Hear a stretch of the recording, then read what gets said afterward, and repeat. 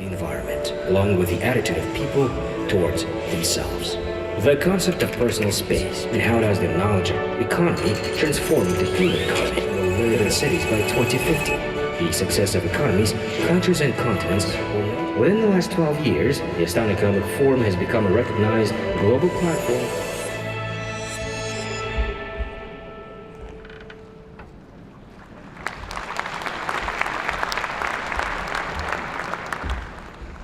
President Sarkisian is also a scientist in the field of physics, astrophysics, computer modeling, political science, and economics.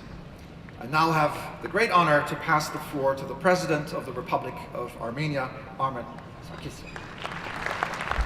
Your Excellency, First President of the Republic of Kazakhstan, dear Nursultan Abishevich Nazarbayev, Mr. President, Your Excellencies, ladies and gentlemen, it's a great privilege and honor, and I think practically, I'm looking forward to be a part of this important summit and conference. Thanking presidents for inviting me for this conference, I would like to start with an important point which is called vision. It starts with a vision. Everything starts with a vision, with a dream. We are human. And I do remember early 90s when I first came to this place. It was a small town in the middle of Kazakhstan. Beautiful, more beautiful space rather than a city. But there was a dream, there was a vision, and that vision was created and then implemented by President Nazarbayev. A dream to have his country's capital city here. And only a couple of decades have passed.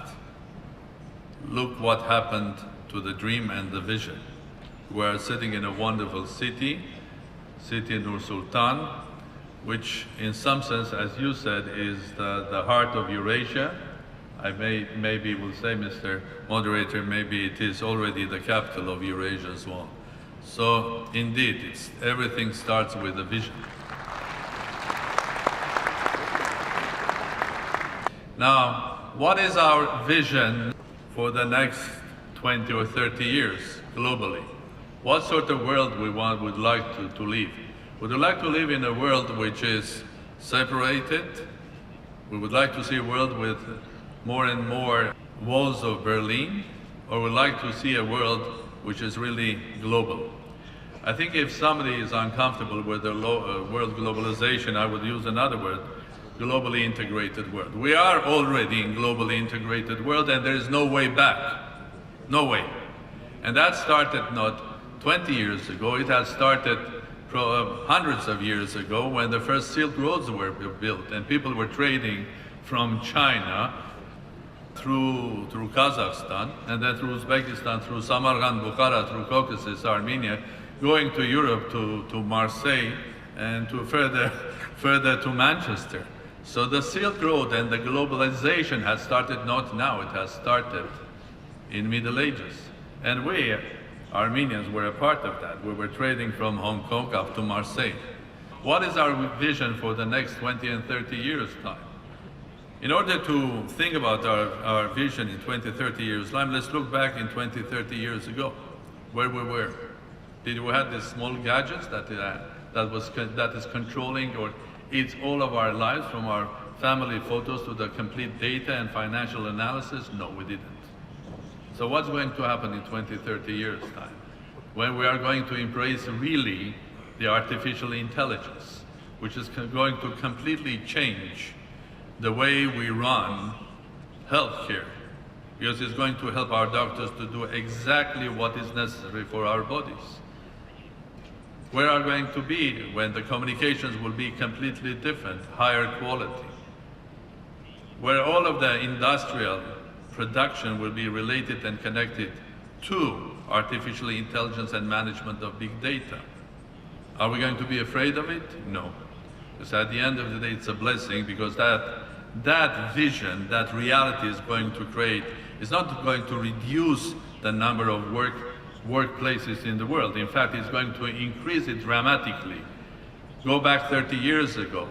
We were all afraid of IT, saying, oh, computers will come, people will lose their jobs. In reality, it has created millions and millions of jobs, starting from India, China, everywhere in the world.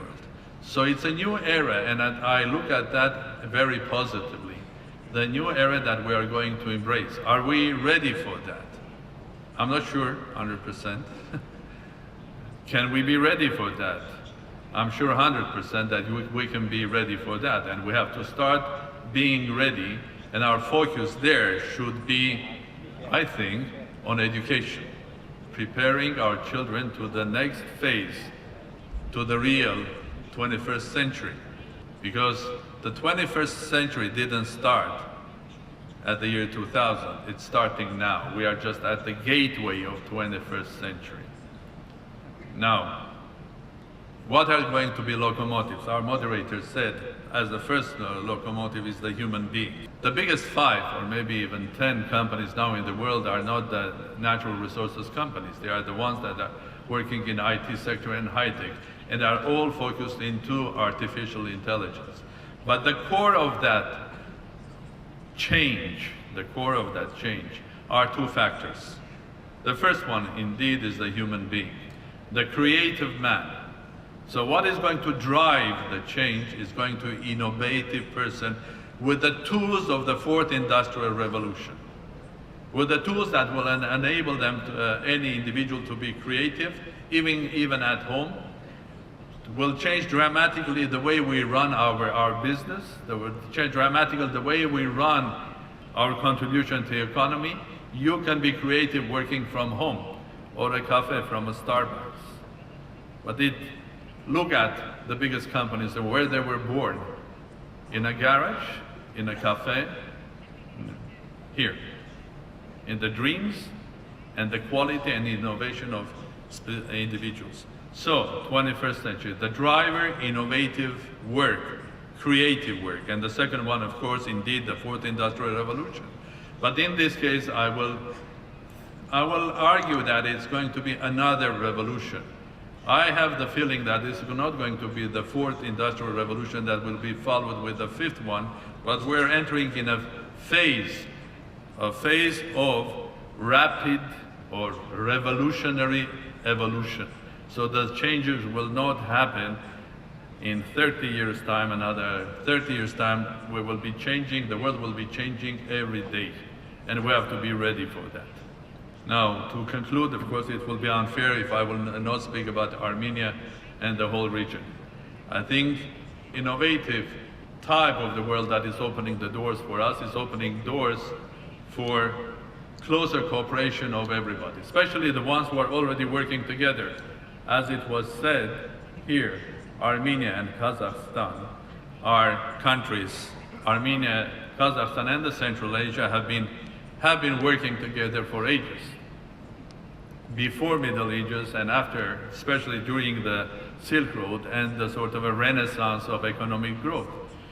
Maybe the 21st century will be another renaissance, and the renaissance in a form that the politicians should be also those who know exactly the new tools of communications of the 21st century, because it will change the way we understand also democracy in the 21st century, and communicating not only from election to your public, but every day.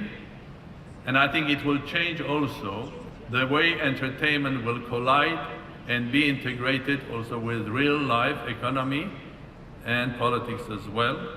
So where does Armenia stand there? I think I look to the future of my state and nation with positive feelings and a vision that the small state, Republic of Armenia, that is the home of a global nation. There are as many Armenians living in Russia as in Armenia. The second biggest city after Yerevan is Los Angeles. There's 1 million living in France. There are Armenians from Singapore up to Argentina. Small state, but a global nation. So we are a part of 21st century, globally integrated. And I'm encouraging everybody to do so the same. Be globally integrated, creative, and resistant to the changes. Because this world definitely is going to be a world that will change every day. One thing will be constant in our life, that it will change every day. So we have to be ready. And it all starts with the younger generation. It all starts with education.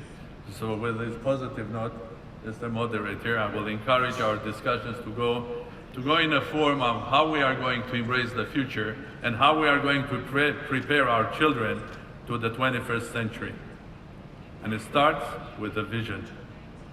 And we are in the center of a vision that started a couple of years ago. Thank you very much. Rahmet.